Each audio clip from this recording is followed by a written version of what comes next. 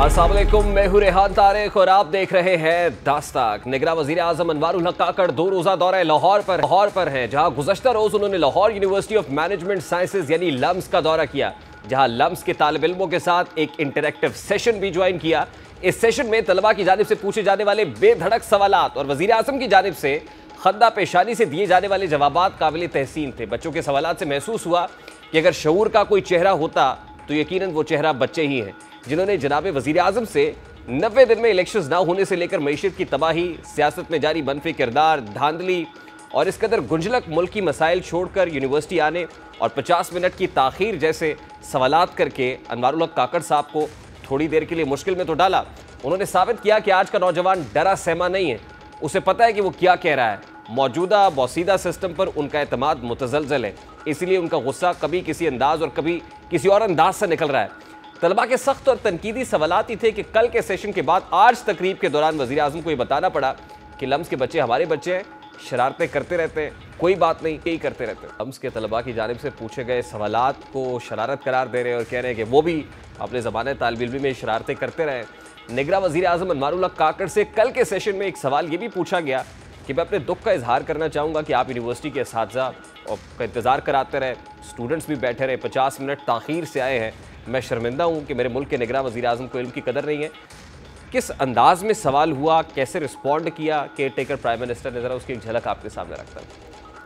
आए तुलबा अपना टाइम निकाल के आए और आप फिर भी से 50 मिनट लेट आए। बच्चे अपनी क्लासेस दूसरे छोड़ के सिर्फ इधर आपका इंतजार कर रहे थे। मुझे खुशी ये हो रही है कि तुम अपनी माइनॉरिटीज के लिए इतना स्ट्रांगली फील करते हो, ये एक खुशी की बात है। हालांकि तुम तो बहुत मायूस मुझे लग रहे हो। 50 मिनट बेटा मैं इसलिए लेट आया कि मैं आपके बिहाफ पे एक कैबिनेट मीटिंग स्टार्ट कर चुका था।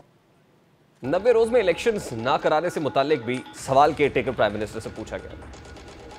Yeah, because after the Punjab and KP governments got dissolved, you're supposed to hold elections in 90 days. Why haven't we held elections yet? The election dates would be announced by the Election Commission of Pakistan. And I am the caretaker Prime Minister, I am not the Chief Election Commissioner. That is part of the problem. अब ये तलबा की मासूमियत कहिए या बिला झिझक, बिला रोक टोक, बगैर किसी हिचकिचाहट के अब बाकी तो होल सवाल करना कहिए कि ये तक पूछा मेहमान से कि आप आए क्यों हैं, लम्स में क्यों आए हैं, तमाम तर मुल्की मसाइल को छोड़ के आप स्टूडेंट्स के दरमियान बैठे हुए, ये सवाल किस अंदाज में हुआ और क्या इसका रिस्पॉन्स मिला केयर टेकर प्राइम मिनिस्टर की तरफ से, वो भी आपको दिखाता है। I am genuinely curious that why did you feel the need to come to LUMS and address the students here? I'm sorry, it's not a humiliating question. The idea to come to LUMS fascinated me so much because I wanted to see, are there genuinely people in our generation who can take up to the challenges of all that in which I find myself in the midst as in a deep crisis. एक मौका ऐसा भी आया जब अपने सवालात के दौरान एक तालिब इल्म ने कहा कि सर जब आप मुंतखब हुए थे, तो जब मुंतखब का लफ्ज़ बोला तो ऑडियंस में बैठे दीगर स्टूडेंट्स ने उसको टोका लुकमा दिया कि मुंतखब नहीं, सिलेक्ट के इस इस्तिलाह पर कैसे रिस्पॉन्ड किया काकड़ साहब ने, ज़रा वो भी देखते हैं। जब आप इलेक्ट हुए थे ना as a caretaker prime, ठीक है सिलेक्ट हुए थे अच्छा मैं सिलेक्ट भी नहीं हुआ था, मैं नॉमिनेट हुआ था। ऐसे और भी अनगिनत सवालात वज़ीर आज़म से पूछे गए जिन सब का जवाब उन्होंने बड़ी खंदा पेशानी से दिया, लेकिन यहाँ कुछ और सवालात हैं जो यकीनन दीगर नौजवानों और तालिब इल्मों के ज़हनों में भी होंगे कि आखिर लम्स ही क्यों, क्या लम्स के अलावा दीगर यूनिवर्सिटीज़ के तालिब इल्मों के साथ ऐसे सेशंस का इनेकाद करना नामुमकिन है? मतलब पंजाब की जामियात हैं, पंजाब के कॉलेजेस हैं, GC university, Punjab university, university of engineering and technology है, इस्लामिया यूनिवर्सिटी बहावलपुर है, इस्लामिया कॉलेज सिविल लाइन्स है, MAO कॉलेज, यहाँ भी सैकड़ों इदारे हैं जहाँ के बच्चे काबिल और मामला फ़हम है। वो भी हमारे सियासतदानों वज़रा के इंतज़ार में कैसे घुटन ज़दा माहौल में उनके दिल में पनपने वाले सवालात और ख़दशात के कोई जवाबात दे, यहाँ आए, हमारा मेहमान बने। एक हकीकत और भी है कि जब भी ऐसे सेशंस मुनक्किद हुए हैं, हमेशा गैर मुंतखब लोगों को ही इन सेशंस में इस तरह से रिस्पॉन्ड करते हुए देखा है। अब care taker prime minister Anwarul हक काकड़ साहब इतना रिस्पॉन्सिबली, बड़े ही खूबसूरत अंदाज में खंदा पेशानी के साथ रिस्पॉन्ड कर रहे हैं एक वो वक्त भी था जब 41 आज़मा मुल्क पर मुसल्लत था, मुशर्रफ डिक्टेटर हुकूमत थी, लेकिन इस बात का क्रेडिट देना चाहिए कि उसी मुशर्रफ दौर के अंदर जिसमें प्राइवेट मीडिया की मशरूम ग्रोथ हुई, यूथ कन्वेंशन हुआ, स्टूडेंट्स को करीब लाया गया, और उस यूथ कन्वेंशन 2004 के अंदर एक स्टूडेंट जो है बनोरी यूनिवर्सिटी के से भी थे, इस्लामी यूनिवर्सिटी बनोरी टाउन से, अदनान काका खेल उनका नाम था, और उन्होंने मुशर्रफ से क्या सवालात किए गए थे और मुशर्रफ साहब इन सवालात को, चुभते हुए सवालात को सुन के कैसे मुस्कुरा दिए थे। केयर टेकर प्राइम मिनिस्टर हो या डिक्टेटर ताले आज़मा मुशर्रफ हो, क्या सियासतदान भी इनके पेशरो बनेंगे? क्या इसी तरह से वो भी स्टूडेंट्स के दरमियान जाके उनके तुंदो सवालात को रिस्पॉन्ड करना मुनासिब समझेंगे? सबसे पहले बात करेंगे राना एहसान अफजल, पाकिस्तान मुस्लिम लीग नून के रहनुमा, उनसे इस सेशन के ऊपर उनका फीडबैक, और फिर क्या जो दीगर पॉलिटिकल प्लेयर्स हैं उनको भी जाना चाहिए, नहीं बात करते हैं। राना साहब अस्सलाम वालेकुम, बहुत बहुत शुक्रिया आपके वक्त के लिए। राना साहब, लम्स में कल जो एक्सरसाइज हुई, स्टूडेंट्स का सामना हुआ अनवारुल हक काकड़ साहब से और ताबड़तोड़ सवालात हुए, इस सेशन को आप किस तरह से देखते हैं? और फिर क्या जो पॉलिटिकल प्लेयर्स हैं, जो दीगर हैं, खासतौर पर अनइलेक्टेड और इलेक्टेड लोगों की बात होती है, तो क्या दीगर पॉलिटिकल स्टेक होल्डर्स को भी ऐसे ही अनवारुल हक काकड़ साहब की रविश पे चलना चाहिए और जाके स्टूडेंट्स को रिस्पॉन्ड करना चाहिए उनके तुंदो तेज सवालात को? एक वजीर आज़म है, पाकिस्तान की यूनिवर्सिटी है, उसने हर डायस्पोरा से मिलना है, उसका फीडबैक लेना है, लेकिन मैं समझता हूँ सोशल मीडिया पे वन साइडेड जो है वो चीज़ें चलाई जा रही हैं। काकड़ साहब ने जवाब भी बड़े अच्छे दिए। स्टूडेंट्स और पॉलिटिशियंस का ज़्यादा इंटरेक्शन होना चाहिए ताकि स्टूडेंट्स की नॉलेज बढ़े और उनको पता चले कि मुल्क के मामला कैसे चलते हैं। इस इंटरेक्शन और सोशल मीडिया पर इसके ट्रीटमेंट के बाद क्या कोई पॉलिटिकल लीडरशिप किसी भी पार्टी की वो जसारत करेगी कि स्टूडेंट्स के साथ इंटरैक्ट करे, वो लम्स के स्टूडेंट हो या किसी भी सरकारी जामिया के तलबा हो? मेरे ख्याल से बहुत मुश्किल कोई सवालात नहीं पूछे लम्स के स्टूडेंट्स ने और उनके ठीक जवाब दिए। स्टूडेंट्स को मैं ये ज़रूर समझता हूँ कि उनको आइन पढ़ना चाहिए, क्योंकि आइन की नॉलेज जो है, हम आइन की बात दिन रात करते हैं लेकिन आइन बड़े कम लोगों ने पढ़ा होता है, तो ये कोई ऐसी कोई बड़ी बात नहीं है, ज्यादा होनी चाहिए। मैं तो समझता हूँ ज्यादा इंटरेक्शन होनी चाहिए स्टूडेंट्स और पॉलिटिशियंस। तो स्पेसिफिकली मरियम नवाज साहिबा या मियां नवाज शरीफ साहब पाकिस्तान में है, इरादा रखते हैं आने वाले चंद दिनों में कुछ स्टूडेंट्स के साथ इंटरेक्शन किसी यूनिवर्सिटी में खास तौर पर? मेरे ख्याल से हमारी तो एक प्रोफेशनल विंग है जो टीचर्स की विंग है, वो ऑलरेडी बड़ी इंटरेक्शन को वो मैनेज करा रही है मुख्तलिफ कॉलेजेस के साथ। तो मुख्तलिफ पॉलिटिशियंस जो हमारी जमातों के हैं वो कर रहे हैं स्टूडेंट्स के इंटरैक्ट, उसमें मैं भी शामिल हूं। मैं कोई 7-8 कॉलेजेस का चक्कर लगा चुका हूं। नहीं, बट राना साहब आप कैसे देखते हैं, जैसे आपने कहा कि आप ऑलरेडी इंटरैक्ट कर रहे हैं, कर भी चुके हैं, क्या स्टूडेंट्स बहुत फ्रस्ट्रेटेड है या एग्रेशन बहुत ज्यादा है, या हालात को लेके वो वाकई ऐसे सवाल उठाते हैं कि जो क़यादत को थोड़ी देर के लिए सोचने पर मजबूर कर दें कि भाई ये जो सिचुएशन चल रही है ये हालात को बहुत साजगार नहीं है किसी भी पॉलिटिकल प्लेयर के लिए? नहीं, मैं समझता हूं कि बड़े तहम्मुल से जवाब देने चाहिए हैं, और स्टूडेंट्स अगर बच्चे टीनेजर्स में एग्रेसिव भी होते हैं और सारे मामलात होते हैं, लेकिन सवाल तो बड़े तहम्मुल से उनके जवाब देने चाहिए। और जैसे भी सवाल हो, देखें ये जरूर मैं कहूँगा कि स्टूडेंट्स जो है इस वक्त उनसे जितनी इंटरेक्शन होगी उनको अंदाजा होगा, उससे लर्निंग होगी कि मुल्क कैसे चलता है, वो ज्यादा गहराई से इन मामलात को पढ़ेंगे।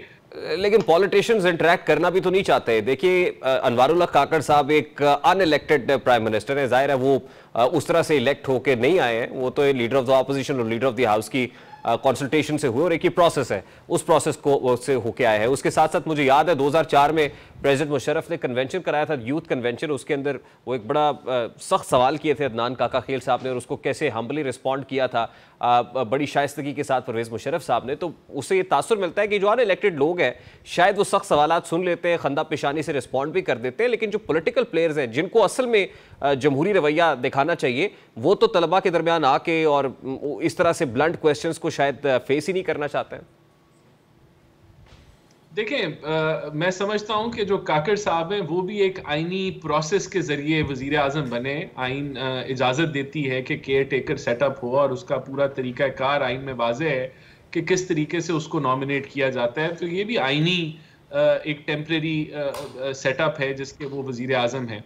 बहरहाल मैं समझता हूं कि जो इलेक्टेड नुमाइंदे होते हैं वो तो दिन रात पब्लिक के अंदर मौजूद होते हैं। अब हमारे दफ्तरों के अंदर कोई पाबंदी नहीं होती, कोई भी बंदा नहीं देखिए आप लम्स के लुमिनस है राना साहब, आपने बताया आप लम्स के लुमिनस हैं, तो लम्स के अंदर एक कल्चर है, मतलब वहाँ पे 100 से ज़ायद स्टूडेंट सोसाइटीज़ भी काम कर रही हैं, दे आर एम्पावर्ड इनफ। क्या यही काम पैरेलल किसी सरकारी जामिया के अंदर, किसी सरकारी कॉलेज के अंदर हो सकता है कि जहाँ पे वाइस चांसलर के ऊपर भी बहुत बंदिशें होती हैं और फिर स्टूडेंट्स भी अगर कुछ सवाल करें तो खुदा ना खास्ता इन्वेस्टिगेशन फेस करनी पड़ सकती है? मैं समझता हूं कि नहीं होनी चाहिए। स्टूडेंट्स जवाब जैसा मर्जी करें, जितना सख्त करें, लेकिन एक तमीज के दायरे में, एक रिस्पेक्ट के दायरे में उनको हर हक है सवाल पूछने का। अगर सवाल कोई इन्वेस्टिगेशन नहीं होनी चाहिए, कोई डिसिप्लिनरी एक्शन नहीं होना चाहिए, इसकी आजादी होनी चाहिए। ये एक लर्निंग प्रोसेस होता है जब आप जाते हैं। मैं तो इसको एंजॉय करता हूँ। देखिए राना साहब, आपका तो एक पॉलिटिकल बैकग्राउंड है, राना अफजल साहब भी बड़े सीजन पॉलिटिशियन थे और फिर हमारा उनके साथ भी बड़ा अच्छा ताल्लुक था और हमारे प्रोग्राम्स में शिरकत भी करते थे। अब आप एक पॉलिटिकल, जाहिर आपकी बैकिंग है, आप कॉन्स्टिट्यूंसी पॉलिटिक्स करते हैं, आप जाएंगे। ये जो हालात इस वक्त है और जैसे सवालात हो रहे हैं, आपको नहीं लगता कि इलेक्शंस में जो कॉन्स्टिट्यूंसी पॉलिटिक्स करते हैं, जाते हैं, लोगों से मिलते हैं, जरा मुश्किल हो जाएगा उनके सवालों के जवाब देना? नहीं, देखें, मैं समझता हूं कि जब आप लोगों को, ये जितने भी मुश्किल हालात हों, इन मुश्किल हालात में अगर आप दुरुस्त फैसले कर रहे हैं और आपको पता है कि इन मुश्किल हालात से कैसे गुजरना है, तो वो तो आपको और कॉन्फिडेंस देगा कि आप लोगों को एक जोश और वलवले से बताएं कि हम ये फैसले इसलिए कर रहे हैं, इसकी ये वजूहात हैं और इसके ये असरात पड़ेंगे। तो ये देखें, या तो आप घबराएं तो तब जब आपने कोई जो है वो गलत काम किए हों या गलत फैसले किए हों या आपने जान के कोई गलती की हो।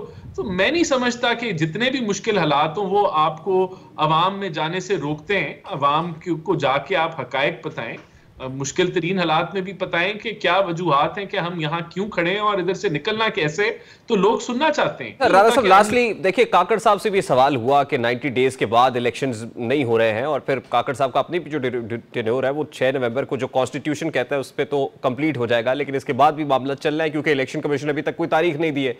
तो यही सवाल सादा सा हर पाकिस्तानी का है। आपको भी को पता चला इलेक्शंस कब हो रहे हैं या इलेक्शन कमीशन तारीख कब दे रहा है?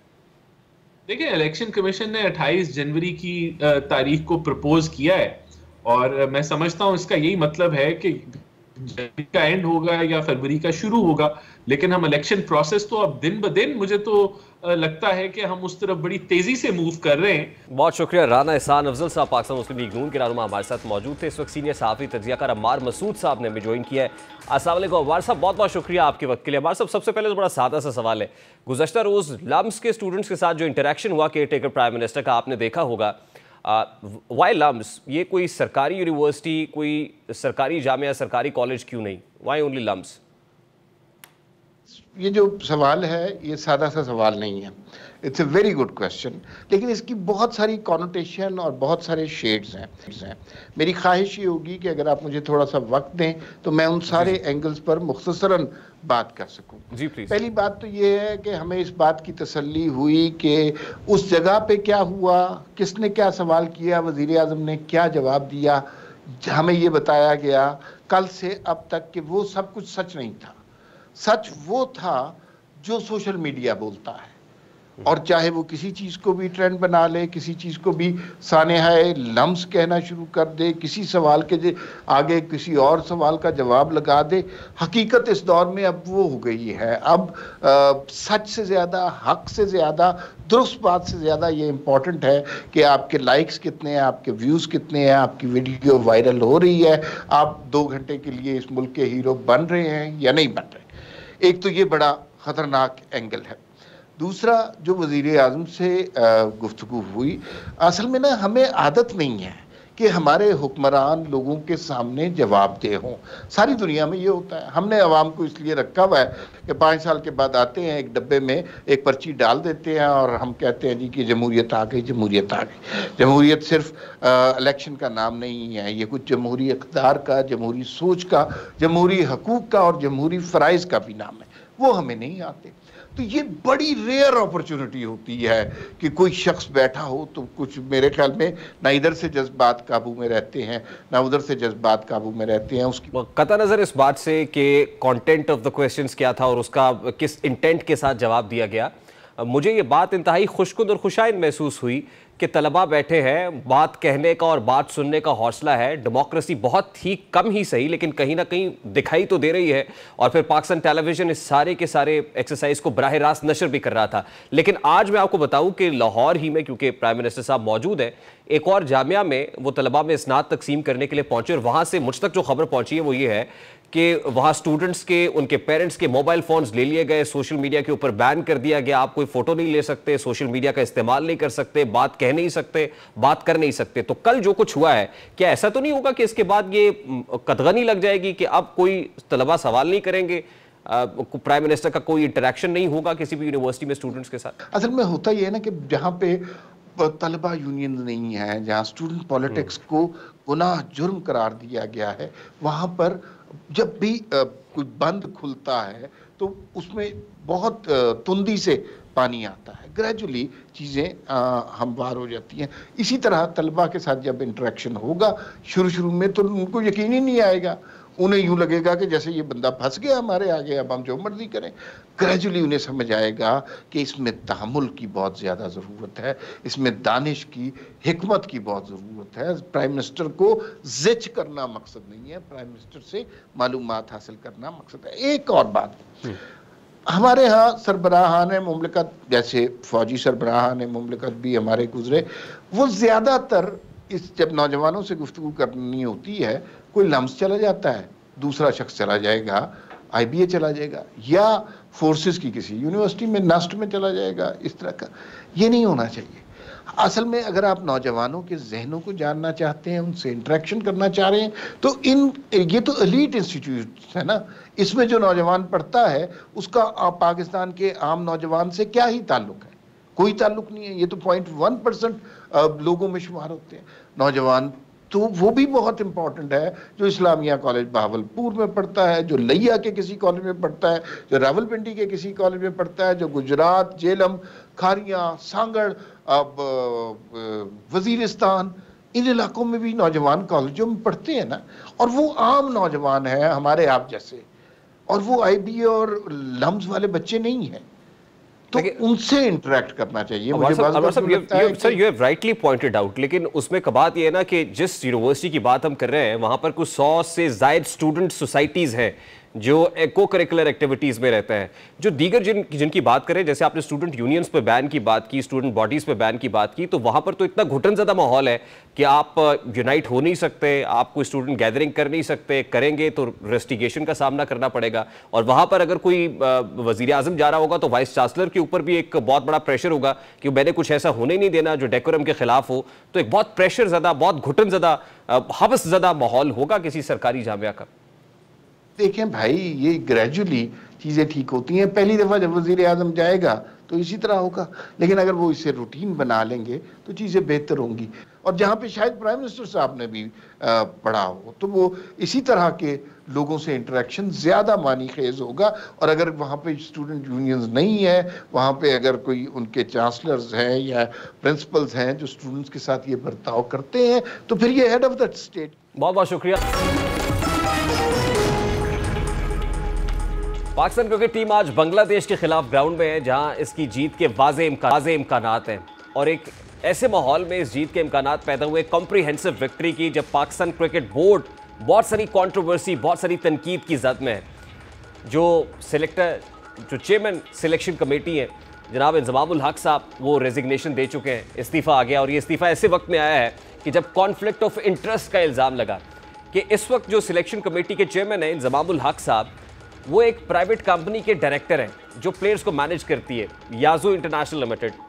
और फिर तलहा रहमानी नाम का वो आदमी जो एक और कॉरपोरेशन चलाते हैं साया के नाम से, उसके भी 25% इस कंपनी में शेयर है। ना सिर्फ ये कि तलहा हाशमी के 25% शेयर है, इंजमामुल हक 25% शेयर होल्डर है, और मोहम्मद रिजवान जो विकेट कीपर बैट्समैन है, पाकिस्तान क्रिकेट टीम का अहम हिस्सा है, वो भी 25% के शेयर होल्डर है। लेस देन 50%, मोर देन 25%, ये तीनों डायरेक्टर्स हैं। और जिस ऑफिस का इसमें एड्रेस दिया गया है वो एक लंदन का ऑफिस है। इंपॉर्टेंट बात यह है कि चेयरमैन PCB भी इस पर बात कर रहे हैं। सिलेक्शन कमेटी के चेयरमैन रिज़ाइन दे चुके हैं, मामला कंट्रोवर्सी की सूरत मेन स्ट्रीम मीडिया की जीनत बना हुआ है। अब पाकिस्तान क्रिकेट बोर्ड ने इन एलिगेशंस को प्रॉब करने के लिए 5 रुकनी कमेटी बना दी और उस 5 रुकनी कमेटी को रेफर कर रहे हैं कि मैंने इसलिए रेजिग्नेशन दिया है कि 5 रुकनी कमेटी अगर ये इस्टेब्लिश कर देती है कि मैं कसूरवार हूँ तो सजा मिलनी चाहिए, अगर नहीं होती तो फिर यहीं से कंटिन्यू करूँगा। अब बहुत सारी बातें, बहुत सारी कंट्रोवर्सीज हैं। इंजमामुल हक साहब जो इससे पहले भी चीफ सिलेक्टर की खिदमत अंजाम देते रहे, 2016 से 2019 तक वो टीम के साथ बतौर चीफ सिलेक्टर खिदमत अंजाम दे रहे थे। 2017 में वही चीफ सिलेक्टर थे जब पाकिस्तान चैंपियंस ट्रॉफी लंदन में जीता था। 2019 वही वर्ल्ड कप है जिसमें क्वालिफाई ना करने की वजह से इंजमामुल हक साहब रेजिग्नेशन देके चले गए थे। अब ये मामला को ज़्यादा पुराना नहीं है। अब जब बतौर चीफ सिलेक्टर इन्होंने खिदमत संभाली है तो ये अगस्त का महीना था, रवा बरसी, और 7 अगस्त को इनके साथ ये कॉन्ट्रैक्ट होता है। जिस वक्त याजू इंटरनेशनल नामी एक प्राइवेट कंपनी रजिस्टर कराई जाती है इंग्लैंड में, तो इसकी रजिस्ट्रेशन ज़रा ये बताते हैं कि बाद की है। अगस्त में इनका कॉन्ट्रैक्ट होता है और इस कंपनी की रजिस्ट्रेशन तकरीबन नवंबर में होती है। तो उसके बाद वो जो प्लेयर्स अभी तक जिन पे बहुत सारी उंगलियां उठती है, फिंगर पॉइंटिंग होती है कि ये टीम में कैसे हैं, इतनी बैड परफॉर्मेंस के बावजूद टीम में रिटेन हुए हुए हैं। फिर बाबर आजम के ऊपर ये इल्ज़ाम लगते रहे कि शायद ये दोस्तियों की वजह से रिटेन किया हुआ है। लेकिन ज़रा ये भी बताते हैं कि ये कॉन्ट्रैक्ट है और ये कॉन्ट्रैक्ट बाउंड करता है और उसके अंदर ये शराइत है कि इनको रिटेन करना है। जो इस प्लेटफॉर्म से आ रहे हैं उन प्लेयर्स को टीम के अंदर रखा जाएगा। ये बहुत बड़ा एलिगेशन है। 25 लाख रुपए चीफ सिलेक्टर की तनख्वाह है। उसके बाद हाल ही में एक पैचअप भी हुआ है प्लेयर्स के साथ उनकी तनख्वाहों का, और उसके अंदर पीसीबी से जो 3% की रकम आनी थी और सेंट्रल कॉन्ट्रैक्ट की जो रकम है वो अलहदा से है। यानी वो जिसको कहते हैं कि पाँचों घी में और सर कढ़ाई में। अब बात निकली है तो फिर दूर तलक जाएगी। 5 रुकनी कमेटी तहकीकात करेगी। देखना यह है कि क्या दूध का दूध और पानी का पानी इस्टेब्लिश होता है। ये सारी चीज़ें जो भी हैं, और ये बहुत संगीन है। अगर ये सब कुछ इस्टेब्लिश हो जाता है तो पाकिस्तान क्रिकेट की तारीख का एक बहुत बड़ा स्कैंडल होगा। और देखना ये होगा कि जो माजी के स्कैंडल्स हैं और माजी की तहकीकात हैं उसी तरह से ये सर्द खाने में चली जाएंगी या फिर वाकई कंक्लूसिव भी हो पाएंगी। इस सारे मामले पर बात करने के लिए इस वक्त साबिक कप्तान क्रिकेटर सलीम मलिक साहब किसी तारुफ का मोहताज नहीं है, वो हमारे साथ मौजूद है। सलीम मलिक साहब अस्सलाम वालेकुम। बहुत बहुत शुक्रिया सर आपके वक्त के लिए। ये एक बहुत बड़ा स्कैंडल है और ऐसे वक्त पे कि जिस वक्त एक बहुत बड़ा इवेंट इंडिया के अंदर चल रहा है और हमारी टीम भी तनकीद की जद में है, सिलेक्शन भी कमेटी भी तनकीद की जद में। इंजमाम साहब तो रेजिग्नेशन दे के चले गए, लेकिन आपको क्या लगता है ये मामला यहीं रुकेगा या जो बात हो रही है याजू इंटरनेशनल के हवाले से साया कॉरपोरेशन पे और इंजमाम साहब के ऊपर कॉन्फ्लिक्ट ऑफ इंटरेस्ट का इल्ज़ाम लग रहा है, इसमें कुछ सदाकत भी है? देखिए, बज़ाहिर तो अगर रिज़ाइन किया गया है एनजी की तरफ से तो मेरा ख्याल उसको रिज़ाइन नहीं करना चाहिए था। इसलिए कि मे बी कि वो उसने ये सोचा है कि मैं रिज़ाइन कर दूं, जो उनका मौक़िफ़ आया है कि मैं रिज़ाइन कर दूं, जो कमेटी फ़ैसला करेगी उसके बाद मैं डिसाइड करूंगा। मगर बात ये है कि ये मामला उससे पहले की अगर आप कड़ियाँ मिलाएं ना, तो जो टीम जाने से पहले आप साइन नहीं कर रहे, पैचअप जो हुआ एनजी ने करवाया इन लोगों के दरमियान, मेरे ख्याल वो चीज़ नहीं होनी चाहिए थी। आपको टीम हमारी को, मैं दूसरी तरफ थोड़ा सा आपको बैकग्राउंड बताने की कोशिश कर रहा हूँ कि जब टीम इंडिया जा रही थी तो उस वक़्त एक दिन पहले प्लेयर्स ने ये कहा कि हम नहीं जाएंगे, हमें हमारे पैसे बढ़ाए जाएं, आईसीसी का जो हिस्सा है उसमें से पैसे दिए जाएं। ये ज़िंदगी में कभी मेरा ख्याल बहुत सारे सुपरस्टार पाकिस्तान में टीमें गुजरी, जैसे इमरान खान के ज़माने में तो बहुत बड़ी टीम थी, जब भी ऐसा नहीं हुआ। आपकी पैसे भी बढ़ा दिए गए, फिर आईसीसी का हिस्सा जब मांगा गया, ये उस वक़्त किया गया जब आप रिफ्यूज़ ही नहीं कर सकते थे। मेरा ख्याल क्रिकेट बोर्ड ने बहुत अच्छा डिसीजन लिया था। उसकी रीज़न ये है कि आपको वीज़े इशू नहीं होने थे। अगर आप दूसरी टीम भी भिजवाने की कोशिश करते तो आपको तो वीज़े ही नहीं मिलने थे। तो मेरा ख्याल ये बहुत बड़ा एक स्कैंडल है जिसकी पाकिस्तान क्रिकेट बोर्ड ने सरेंडर किया उस रात जब इंडिया के लिए डिपार्चर होना था, ये कह रहे हैं। और असल में उस रात की बहुत बड़ी डेवलपमेंट है।